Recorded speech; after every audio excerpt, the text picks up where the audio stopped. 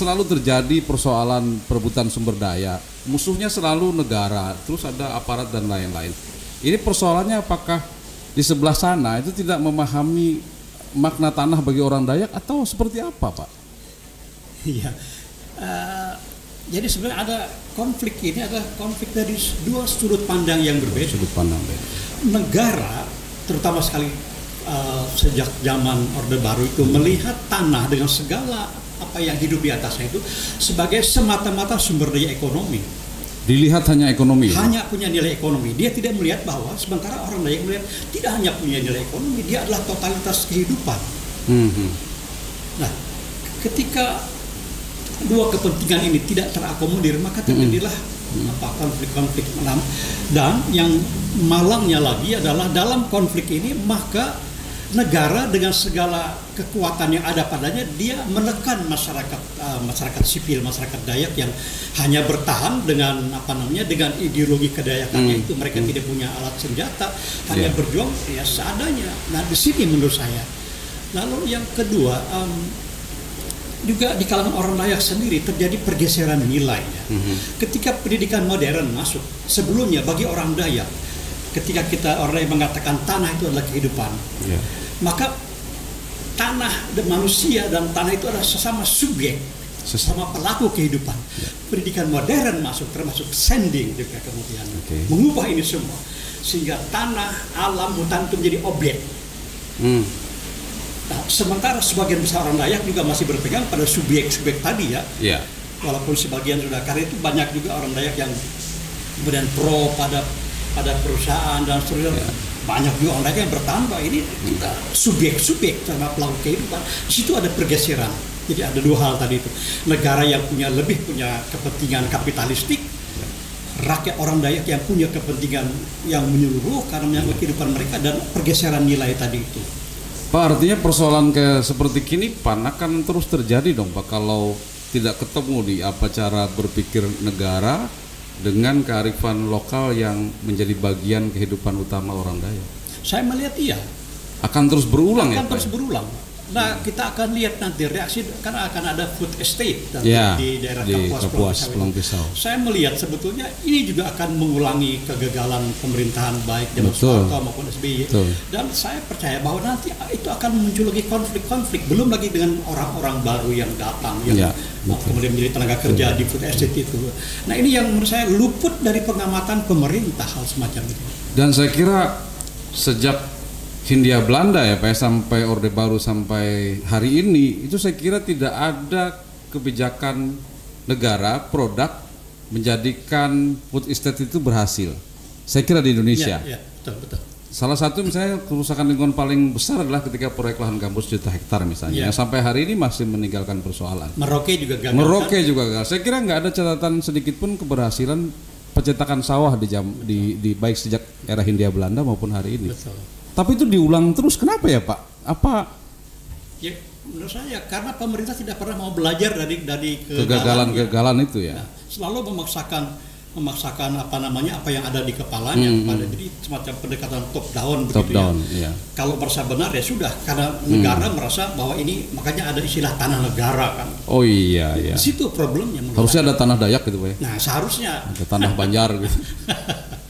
Iya, Pak, dari saya melihatnya begini, kan orang-orang Dayak ini kan mengakui lah ada negara dan lain-lain lah ya. Saya kira pro hukum dan lain-lain. Tapi ketika mereka mengikuti kebijakan negara, tapi negara selalu tidak pernah melihat itu jadi seperti tidak ada imbal jasa. Saya bilang. Mungkin Pak Duri bisa cerita sedikit. Saya kira ada fase ketika Dayak melahirkan Pakat Dayak misalnya, itu kan tonggak yang dianggap sebuah walaupun mungkin ada pro kontra, tapi saya melihat ada tonggak hidup beradat, ada civilization, ada penghentian bunuh-bunuh.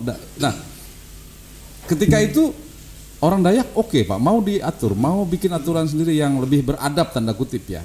Tapi kenapa ketika mereka beradab tapi negara ya tidak melihat di proses sebagai, mungkin bisa cerita sedikit dulu Pak tentang Pakat Dayak seperti apa. Jadi saya akan mengajak kita melihat mundur dulu ketika perdamaian Tumbang Anoy. 1894 ya Pak? Ya. Oke. Jadi perdamaian Tumbang Anoy itu sebetulnya ya walaupun itu prakarsa dari pemerintahan Belanda, ya, saya melihat dari perspektif kemanusiaannya. Oke. Penghentian saling mengayal. Hakayau itu. Sampai itu kan balas dendam. Iya, bunuh-habunuh, asang-masang, jipen-hajipen. Betul. Ya. Dan itu bagian dari semacam siklus kehidupan ya, betul. Pelestarian lingkungan, makanan.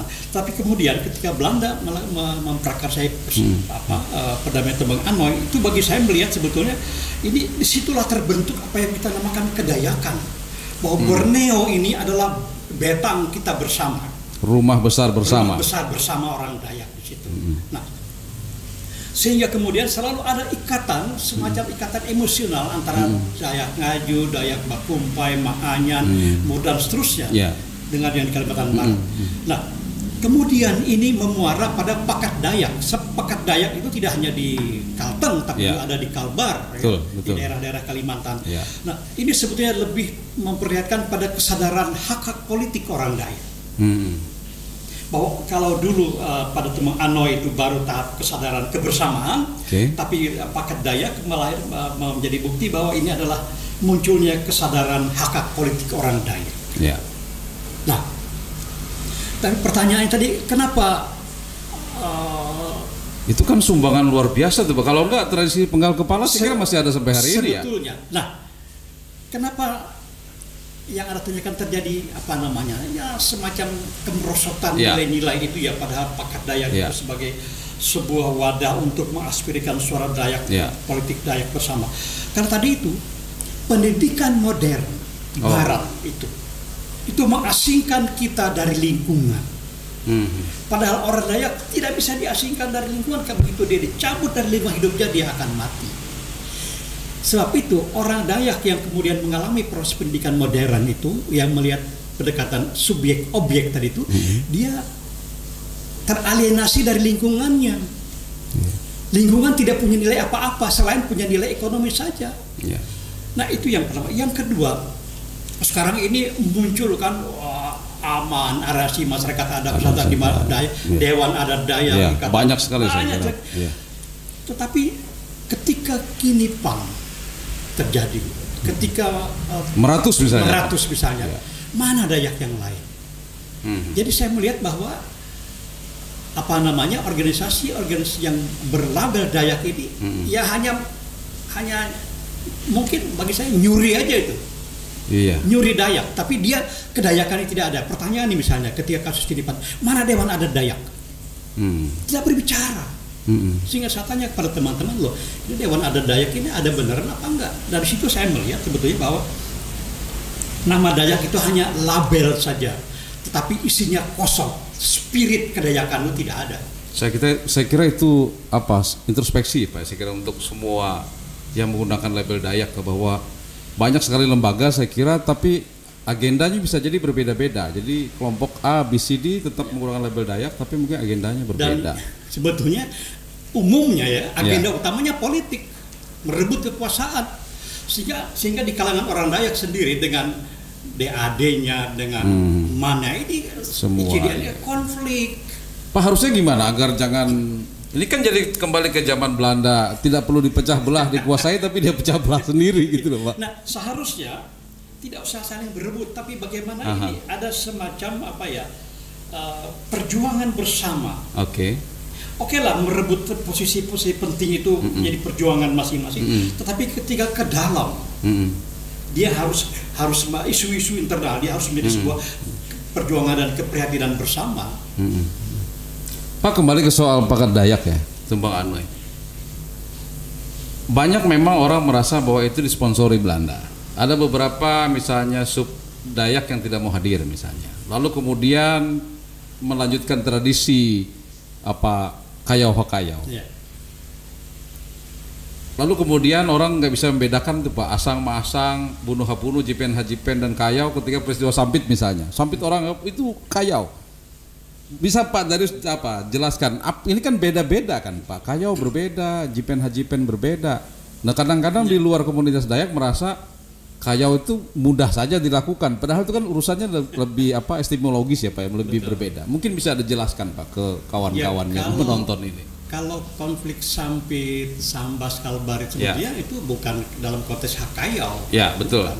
Tapi lebih dalam konteks perang suku. Asang-masang kalau dalam bahasa Ngajo ya Pak. Perang suku bukan Hakayau, karena kalau Hakayau itu dia selalu punya nilai mata rantai kehidupan begitu ya. Betul. Dengan Hakayau maka jumlah penduduk berkurang. Tapi Sampit, Sanggauledo misalnya, tidak ada hubungannya. Itu betul-betul perang antar suku ketika ada harga diri orang misalnya ada terganggu begitu. Pak, untuk agenda perjuangan Dayak, menurut Pak Darius boleh nggak sih kita ngebluff gitu bahwa kita nih orang Dayak yang seperti apa gitu, tapi kalau untuk perjuangan yang baik boleh nggak sih ngebluff gitu? Kan orang sering bilang kan nggak ampuh lagi tombak, parang, mantra di situasi seperti ini. Gimana Pak? Ya, saya melihat begini, saya sudah konflik Sampit itu. Saya dengan teman-teman muda di Jogja mengatakan, kita harus mengasah pena kita. Pena ya Pak ya, oke. Setajam Mandau. Oke. Kalau dulu Hakayau itu adalah potong kepala, sekarang Hakayau itu dengan ketajaman pena kita libas itu ilmu pengetahuan, kita kuasai iptek. Jadi harus ada transformasi kultural, transformasi nilai di situ. Kalau kita hanya berpikir mengasah Mandau lalu kemudian potong kepala, ini sudah kita kembali ke zaman barbar sebetulnya. Jadi harus ada transformasi. Ini yang menurut saya belum terlalu menjadi semacam budaya bahwa Mandau itu harus kita transformasikan menjadi pena. Opini-opini, nah ini opini-opini mengenai Kinipan ada enggak? Tidak banyak. Nah itu saya melihat sebetulnya nilai ketajaman Mandau itu belum lagi mampu ditransformasikan menjadi ketajaman pena. Itu problemnya Pak Darius. Itu saya. Pak, kembali ke soal Kinipan.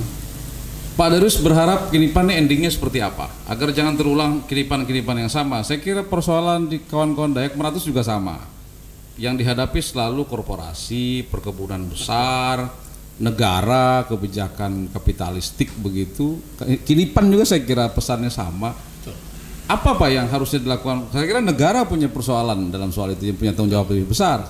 Terutama Jakarta dan pemerintah lokal saya kira. Karena pemerintah lokal juga kadang-kadang menurut saya bagian dari persoalan kadang-kadang Pak.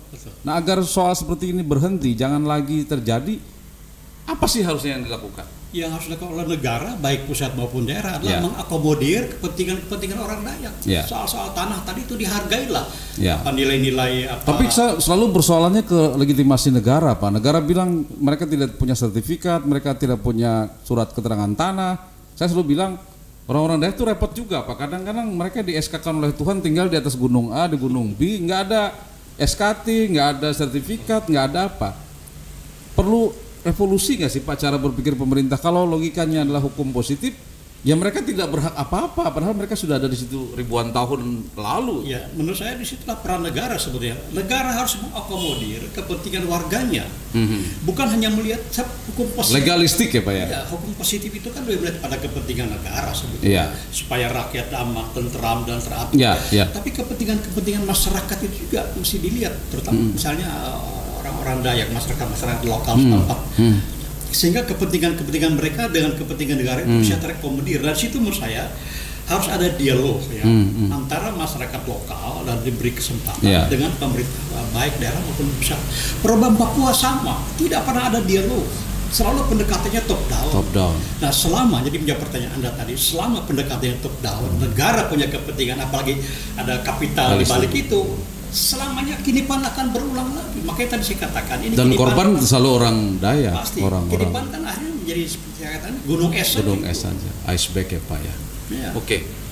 Pak, saya kira terakhir ini selain Kinipan juga isu yang menarik di kawan-kawan Dayak adalah munculnya pemikiran berbeda dibandingkan era 80 atau 90-an. Dulu kita mungkin karena pendekatannya totalitarian zaman Orde Baru, kita nggak berani ngomong apa-apa. Ketika transmigrasi terjadi, PLG masuk, kita diam saja. Nah sekarang saya kira ada banyak gerakan tiba-tiba orang Dayak anti transmigrasi misalnya gitu Pak. Terus protes soal food estate misalnya gitu. Ini gejala apa Pak? Dulu orang Dayak tuh apa karena perlakuan berulang-ulang tidak adil lalu merasa ya sudahlah kita amankan sendiri di tanah air sendiri. Jadi ketika era Orde Baru semua kan diseragamkan, tidak boleh ada yang berbeda. ya ini sudah ketika Orde Baru runtuh, maka orang Dayak kemudian punya kesempatan untuk mengungkapkan identitasnya. Nah yang bahaya adalah over identity nationality semacam nasionalitas etnik yang berlebihan sehingga kemudian melihat orang lain sebagai lawan. Saya ini euforia yang berlebihan itu melahirkan efek yang negatif. Dalam kehidupan berbangsa ini. Saya kira itu juga yang terjadi dengan Dayak misalnya. Tapi yang terjadi justru para politisi mempergunakan isu-isu primordial semacam itu untuk memperoleh dukungan massa. Ini kan celaka. Isu setback ya Pak? Itu dia. Seharusnya kalau kita berbicara kedayakan itu mesti dibicarakan dalam konteks keindonesiaan. Apa yang kedayakan berikan dalam rangka keindonesiaan. Indonesia kan sebetulnya proses yang belum selesai. Kedayakan juga kan masih mencari dia di mana tempat Dayaknya dalam konteks Indonesia. Mestinya ke sana perjalanannya. Tetapi ketika Orde Baru runtuh, tidak, karena Orde Baru menekan semuanya seragam. Lalu seperti balon yang ditekan itu kan kumpul. Wah ini lalu euforia, wah ini tanah Dayak, ini malahan ada yang wah Republik Dayak. Kira-kira semacam itu.